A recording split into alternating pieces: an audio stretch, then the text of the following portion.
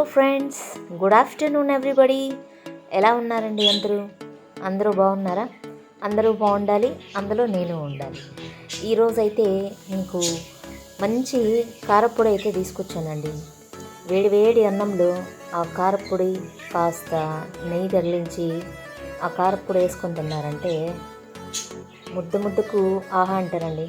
So అంత బాగుంటుంది. అంతేకాకుండా ఈ పొడిని మనము దోశ వేస్తాం కదండి. దోశ వేసినప్పుడు అది పైన అలా చల్లుకొని ఆనియన్స్ వేసుకున్నా కూడా చాలా టేస్టీగా ఉంటుంది. దేనిలోకైనా వాడుకోవచ్చు. లేదు మీరు ఏదైనా ఫ్రై చేస్తున్నారు దాంట్లోకైనా ఇది అలా చల్లేసుకొని ఫ్రై చేసేసుకోవచ్చండి. అంత బాగుంటుంది. ఇదిగోండి, టేస్ట్ చూడండి ఫ్రెండ్స్ ఒకసారి ఎలా ఉందో. మరి ప్రాసెస్ ఏంటో చూసేద్దామండి. ఏం కావాలో ఎండుమిర్చి తీసుకున్నానండి. ఎండుమిర్చి, అలాగే ఒక 2 స్పూన్స్ ధనియాలు, అలాగే చిన్న సైజు నిమ్మకాయ చింతపండు, అలాగే జీలకర్ర, ఒక చిన్న కప్కి శనగపప్పు, అలాగే సాల్ట్, కరివేపాకు, అలాగే తెల్లగడ్డ అండి. ఇవే అండి మనకు కావాల్సినవి. ప్రాసెస్ కూడా చాలా ఈజీ. ఎండుమిర్చిని కొంచెం ఆయిల్ వేసుకొని చక్కగా ఫ్రై చేసేసుకోవాలండి.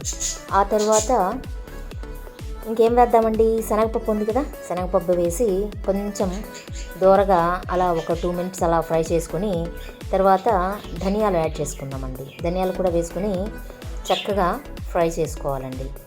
దాని తర్వాత మనం తీసుకున్నటువంటి ఇంగ్రీడియంట్స్లో ఇంకా జీలకర్ర ఉంది కదండి, జీలకర్ర కూడా వేసి చక్కగా ఫ్రై చేసుకోవాలండి. బాగా ఎక్కువ మాడకుండా కొంచెం సన్నని మంట మీద వేయించుకున్నారంటే బాగా మంచి కమ్మటి వాసన వస్తూ ఉంటుంది. అలాగే మనం తీసుకున్న చింతపండు కూడా వేసి జస్ట్ అలా ఒక 2 మినిట్స్ అలా ఫ్రై చేసుకుని కరివేపాకును కూడా వేసి ఫ్రై చేసుకుందామండి. కొంచెం కరివేపాకు వేసి చక్కగా ఫ్రై చేసుకున్నామంటే మంచి అరోమా వస్తూ ఉంటుంది. బాగా ఇవి కొంచెం క్రిస్పీగా అయ్యేదాకా వేయించుకున్నామంటే బాగుంటుంది. తర్వాత ఇంకేముందండి, మిక్సీలో వేసేసుకోవటమే. ఎండుమిర్చిని వేసుకొని కాస్త సాల్ట్ కూడా వేసేసి ఒకసారి మొదటగా దీన్ని కొట్టామంటే కొంచెం బాగా కచ్చాపచ్చగా అయిపోతుంది కదండి.